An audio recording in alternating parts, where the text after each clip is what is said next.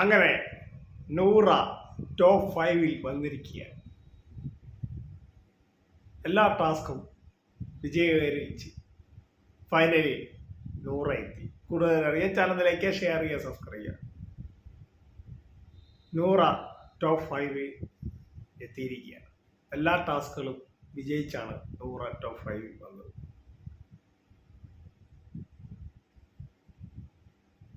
നൂറ എന്ന മത്സരാർത്ഥി നന്നായി സംസാരിക്കാനും നന്നായി ഗെയിം കളിക്കുകയും ചെയ്യുന്ന മത്സരാർത്ഥിയാണ്. പക്ഷെ പലപ്പോഴായി നൂറ എവിടെയെങ്കിലും പോയി ഒതുങ്ങി ഇരിക്കുന്ന സ്വഭാവമായിരുന്നു. പക്ഷെ എന്നിരുന്നാലും ടാസ്കുകളെല്ലാം വിജയിച്ച് നൂറ ടോപ്പ് 5-ൽ എത്തിയിരിക്കുകയാണ്.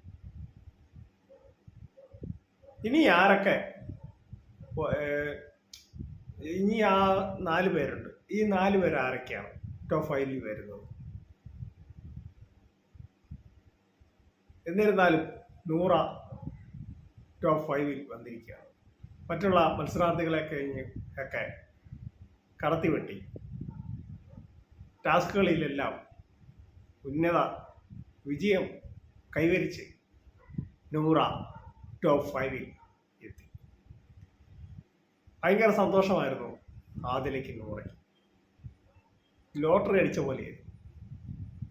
എന്നിരുന്നാലും